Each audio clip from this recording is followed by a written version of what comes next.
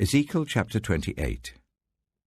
The word of the Lord came to me, Son of man, say to the ruler of Tyre, this is what the sovereign Lord says. In the pride of your heart you say, I am a god. I sit on the throne of a god in the heart of the seas. But you are a mere mortal and not a god, though you think you are as wise as a god. Are you wiser than Daniel? Is no secret hidden from you? By your wisdom and understanding you have gained wealth for yourself and amassed gold and silver in your treasuries. By your great skill in trading you have increased your wealth, and because of your wealth your heart has grown proud. Therefore this is what the sovereign Lord says. Because you think you are wise as a god, I am going to bring foreigners against you, the most ruthless of nations. They will draw their swords against your beauty and wisdom, and pierce your shining splendor. They will bring you down to the pit, and you will die a violent death in the heart of the seas. Will you then say, I am a god, in the presence of those who kill you? You will be but a mortal, not a god, in the hands of those who slay you. You will die the death of the uncircumcised at the hands of foreigners. I have spoken, declares the sovereign Lord. The word of the Lord came to me, Son of man, take up a lament concerning the king of Tyre, and say to him, this is what the sovereign Lord says. You were the seal of perfection, full of wisdom and perfect in beauty. You were in Eden, the garden of God. Every precious stone adorned you. Carnelian, chrysolite and emerald, topaz, onyx and jasper, lapis lazuli, turquoise and beryl. Your settings and mountings were made of gold. On the day you were created, they were prepared. You were anointed as a guardian cherub, for so I ordained you. You were on the holy mount of God. You walked among the fiery stones. You were blameless in your ways from the day you were created till wickedness was found in you. Through your widespread trade, you were filled with violence, and you sinned. So I drove you in disgrace from the mount of God, and I expelled you, guardian cherub, from among the fiery stones. Your heart became proud on account of your beauty, and you corrupted your wisdom because of your splendor. So I threw you to the earth. I made a spectacle of you before kings. By your many sins and dishonest trade, you have desecrated your sanctuaries. So I made a fire come out from you, and it consumed you, and I reduced you to ashes on the ground in the sight of all who were watching. All the nations who knew you are appalled at you. You have come to a horrible end, and will be no more. The word of the Lord came to me, Son of man, set your face against Sidon. Prophesy against her and say, this is what the sovereign Lord says. I am against you, Sidon, and among you I will display my glory. You will know that I am the Lord when I inflict punishment on you, and within you am proved to be holy. I will send a plague upon you and make blood flow in your streets. The slain will fall within you, with the sword against you on every side. Then you will know that I am the Lord. No longer will the people of Israel have malicious neighbors who are painful briars and sharp thorns. Then they will know that I am the sovereign Lord. This is what the sovereign Lord says. When I gather the people of Israel from the nations where they have been scattered, I will be proved holy through them in the sight of the nations. Then they will live in their own land, which I gave to my servant Jacob. They will live there in safety, and will build houses and plant vineyards. They will live in safety when I inflict punishment on all their neighbors who malign them. Then they will know that I am the Lord their God. Ezekiel chapter 29. In the 10th year, in the 10th month, on the 12th day, the word of the Lord came to me. Son of man, set your face against Pharaoh, king of Egypt, and prophesy against him and against all Egypt. Speak to him and say, This is what the sovereign Lord says. I am against you, Pharaoh, king of Egypt, you great monster lying among your streams. You say, The Nile belongs to me, I made it for myself. But I will put hooks in your jaws, and make the fish of your streams stick to your scales. I will pull you out from among your streams with all the fish sticking to your scales. I will leave you in the desert, you and all the fish of your streams. You will fall on the open field, and not be gathered or picked up. I will give you as food to the beasts of the earth and the birds of the sky. Then all who live in Egypt will know that I am the Lord. You have been a staff of reed for the people of Israel. When they grasped you with their hands, you splintered, and you tore open their shoulders. When they leaned on you, you broke, and their backs were wrenched. Therefore this is what the sovereign Lord says. I will bring a sword against you and kill both man and beast. Egypt will become a desolate wasteland. Then they will know that I am the Lord. Because you said, The Nile is mine, I made it. Therefore I am against you and against your streams, and I will make the land of Egypt a ruin and a desolate waste from Migdol to Aswan, as far as the border of Cush. The foot of neither man nor beast will pass through it. No one will live there for 40 years. I will make the land of Egypt desolate among devastated lands, and her cities will lie desolate for 40 years among ruined cities. And I will disperse the Egyptians among the nations, and scatter them through the countries. Yet this is what the sovereign Lord says. At the end of 40 years, I will gather the Egyptians from the nations where they were scattered. I will bring them back from captivity and return them to Upper Egypt, the land of their ancestry. There they will be a lowly kingdom. It will be the lowliest of kingdoms, and will never again exalt itself above the other nations. I will make it so weak that it will never again rule over the nations.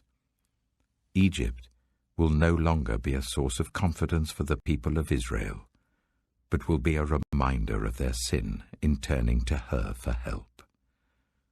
Then they will know that I am the sovereign Lord. In the 27th year, in the 1st month, on the 1st day, the word of the Lord came to me. Son of man, Nebuchadnezzar, king of Babylon, drove his army in a hard campaign against Tyre. Every head was rubbed bare and every shoulder made raw. Yet he and his army got no reward from the campaign he led against Tyre. Therefore this is what the sovereign Lord says. I am going to give Egypt to Nebuchadnezzar, king of Babylon, and he will carry off its wealth. He will loot and plunder the land as pay for his army.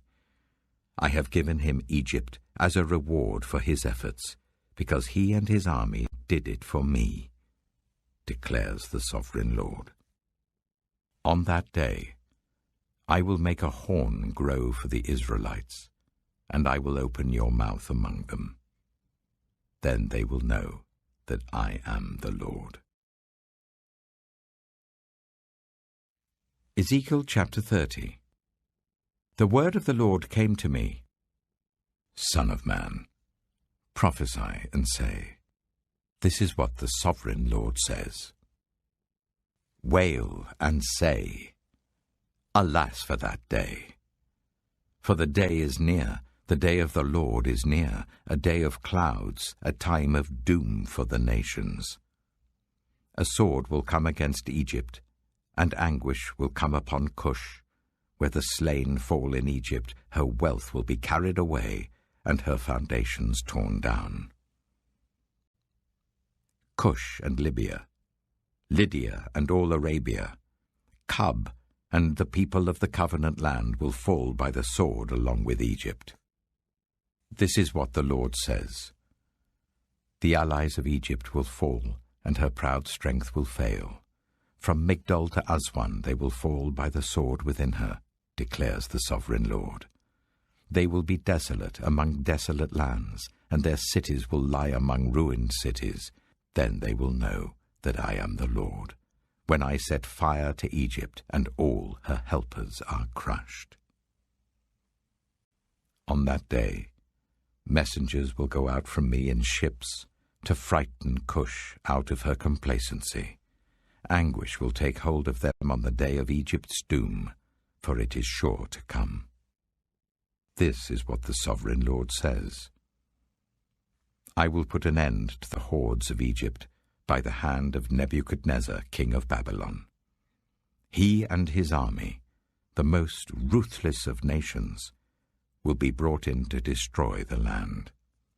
They will draw their swords against Egypt and fill the land with the slain. I will dry up the waters of the Nile and sell the land to an evil nation. By the hand of foreigners I will lay waste the land and everything in it. I, the Lord, have spoken. This is what the sovereign Lord says. I will destroy the idols and put an end to the images in Memphis. No longer will there be a prince in Egypt, and I will spread fear throughout the land. I will lay waste Upper Egypt, set fire to Zoan, and inflict punishment on Thebes. I will pour out my wrath on Pelusium, the stronghold of Egypt, and wipe out the hordes of Thebes. I will set fire to Egypt. Pelusium will writhe in agony. Thebes will be taken by storm. Memphis will be in constant distress. The young men of Heliopolis and Bubastis will fall by the sword, and the cities themselves will go into captivity. Dark will be the day at Tahpanhes, when I break the yoke of Egypt. There her proud strength will come to an end. She will be covered with clouds, and her villages will go into captivity. So I will inflict punishment on Egypt, and they will know that I am the Lord. In the 11th year, in the 1st month on the 7th day, the word of the Lord came to me. Son of man, I have broken the arm of Pharaoh, king of Egypt. It has not been bound up to be healed or put in a splint, so that it may become strong enough to hold a sword. Therefore this is what the sovereign Lord says. I am against Pharaoh, king of Egypt. I will break both his arms, the good arm as well as the broken one, and make the sword fall from his hand. I will disperse the Egyptians among the nations and scatter them through the countries. I will strengthen the arms of the king of Babylon and put my sword in his hand. But I will break the arms of Pharaoh, and he will groan before him like a mortally wounded man. I will strengthen the arms of the king of Babylon, but the arms of Pharaoh will fall limp. Then they will know that I am the Lord, when I put my sword into the hand of the king of Babylon, and he brandishes it against Egypt. I will disperse the Egyptians among the nations and scatter them through the countries. Then they will know that I am the Lord. 1 John chapter 3.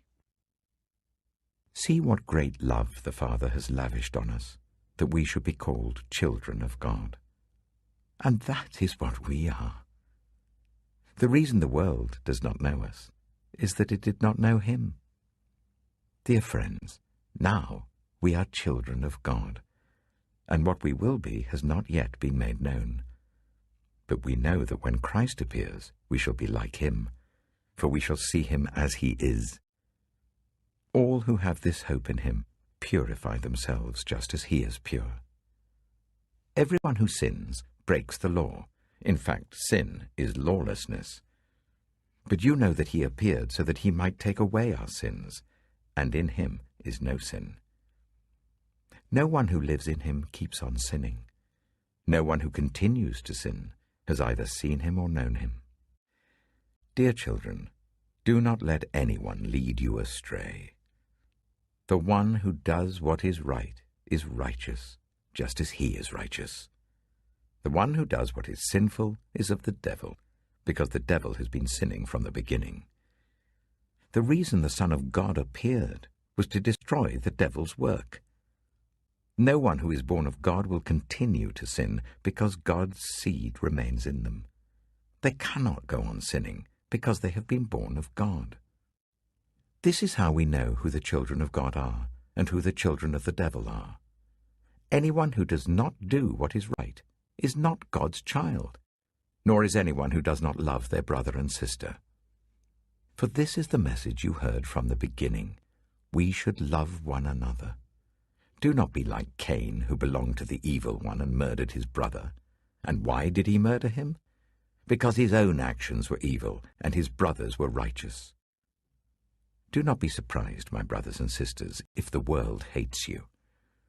We know that we have passed from death to life because we love each other. Anyone who does not love remains in death. Anyone who hates a brother or sister is a murderer, and you know that no murderer has eternal life residing in him. This is how we know what love is. Jesus Christ laid down his life for us, and we ought to lay down our lives for our brothers and sisters. If anyone has material possessions and sees a brother or sister in need but has no pity on them, how can the love of God be in that person? Dear children, let us not love with words or speech, but with actions and in truth. This is how we know that we belong to the truth and how we set our hearts at rest in his presence. If our hearts condemn us, we know that God is greater than our hearts and he knows everything. Dear friends, if our hearts do not condemn us, we have confidence before God and receive from him anything we ask, because we keep his commands and do what pleases him. And this is his command, to believe in the name of his Son, Jesus Christ, and to love one another as he commanded us. The one who keeps God's commands lives in him, and he in them. And this is how we know that he lives in us. We know it by the Spirit he gave us. Psalm 118. Give thanks to the Lord, for he is good. His love endures forever. Let Israel say, his love endures forever. Let the house of Aaron say, his love endures forever. Let those who fear the Lord say, his love endures forever. When hard pressed, I cried to the Lord. He brought me into a spacious place. The Lord is with me. I will not be afraid. What can mere mortals do to me? The Lord is with me. He is my helper. I look in triumph on my enemies. It is better to take refuge in the Lord than to trust in humans. It is better to take refuge in the Lord than to trust in princes. All the nations surrounded me, but in the name of the Lord I cut them down. They surrounded me on every side, but in the name of the Lord I cut them down. They swarmed around me like bees, but they were consumed as quickly as burning thorns. In the name of the Lord I cut them down. I was pushed back and about to fall, but the Lord helped me. The Lord is my strength and my defense. He has become my salvation. Shouts of joy and victory resound in the tents of the righteous. The Lord's right hand has done mighty things. The Lord's right hand is lifted high. The Lord's right hand has done mighty things. I will not die, but live, and will proclaim what the Lord has done. The Lord has chastened me severely. but he has not given me over to death. Open for me the gates of the righteous. I will enter and give thanks to the Lord. This is the gate of the Lord, through which the righteous may enter. I will give you thanks, for you answered me. You have become my salvation. The stone the builders rejected has become the cornerstone. The Lord has done this, and it is marvelous in our eyes. The Lord has done it this very day. Let us rejoice today and be glad. Lord, save us. Lord, grant us success. Blessed is he who comes in the name of the Lord. From the house of the Lord we bless you. The Lord is God, and he has made his light shine on us. With boughs in hand, join in the festal procession up to the horns of the altar. You are my God, and I will praise you. You are my God, and I will exalt you. Give thanks to the Lord, for he is good, and his love endures forever. Proverbs chapter 5. My son, pay attention to my wisdom. Turn your ear to my words of insight, that you may maintain discretion, and your lips may preserve knowledge. For the lips of the adulterous woman drip honey, and her speech is smoother than oil. But in the end she is bitter as gall, sharp as a double-edged sword. Her feet go down to death, her steps lead straight to the grave. She gives no thought to the way of life, her paths wander aimlessly, but she does not know it. Now then, my sons, listen to me. Do not turn aside from what I say. Keep to a path far from her. Do not go near the door of her house, lest you lose your honor to others and your dignity to one who is cruel, lest strangers feast on your wealth and your toil enrich the house of another. At the end of your life you will groan when your flesh and body are spent. You will say, "How I hated discipline, how my heart spurned correction. I would not obey my teachers or turn my ear to my instructors, and I was soon in serious trouble in the assembly of God's people." Drink water from your own cistern, running water from your own well. Should your springs overflow in the streets, your streams of water in the public squares, let them be yours alone, never to be shared with strangers. May your fountain be blessed, and may you rejoice in the wife of your youth. A loving doe, a graceful deer, may her breasts satisfy you always. May you ever be intoxicated with her love. Why, my son, be intoxicated with another man's wife? Why embrace the bosom of a wayward woman? For your ways are in full view of the Lord, and he examines all your paths. The evil deeds of the wicked ensnare them. The cords of their sins hold them fast. For lack of discipline they will die, led astray by their own great folly.